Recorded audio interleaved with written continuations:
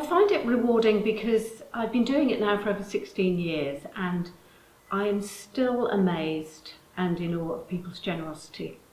And during lockdown, I was actually going through some old partnership papers and going back to the early 60s. And some of those people are still giving regularly to St John's. And that to me is amazing. Their faithfulness is inspiring. I've also found it really rewarding to be involved in the funding of the Easter Centre, from where we were to where we are now.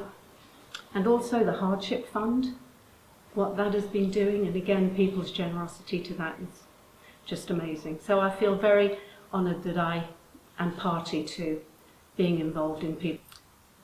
There are lots of stories, to be honest. People have been so generous, sacrificially generous, generous in their giving, their time, their skills, so many things that people give.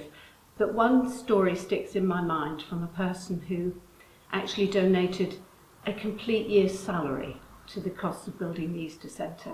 That to me was sacrificial beyond doubt, and that has remained as one of the most inspiring stories of the Easter Centre.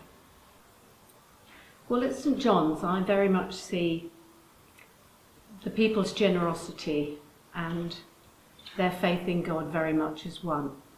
And that has proved to be so much the case over the years that I've been doing it. Whether that's partnership, which funds everything that we do at St John's, to youth ministry, through to, well, just everything that we do is inspired by people's faith in God and their own personal journey. Today we would look at, say, the Hardship Fund, which is an example of God working in this community. Again, people have been so generous, and that has provided help to quite a lot of people, whether that's helping with buying new school uniforms for new schools, whether that's helping with bills because people's income has been reduced, whether that's helping families have food vouchers for fresh food from Tesco's or Waitrose. All of those things, just to me, just show God's love in this community, and that is working through the church family of St John's. Well, to me it's what we say every Sunday. Everything comes from you, O God, and of our own do we give you. And I heard a sermon once which stuck with me. It was a very powerful sermon actually, and it was at New Wine, and the speaker was very passionate, very forthright, but what he actually said was that one day we will be asked, what did you do with what I gave you? And we will be called to answer, what did we do with our time and our talents and our money to serve God's kingdom?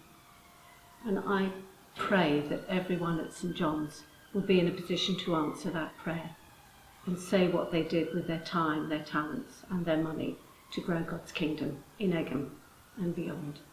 When I prayed about what to say today, I heard God say to me, Lesley, all you have to do is ask people to pray about giving their time, their talents and their money, and I will do the rest.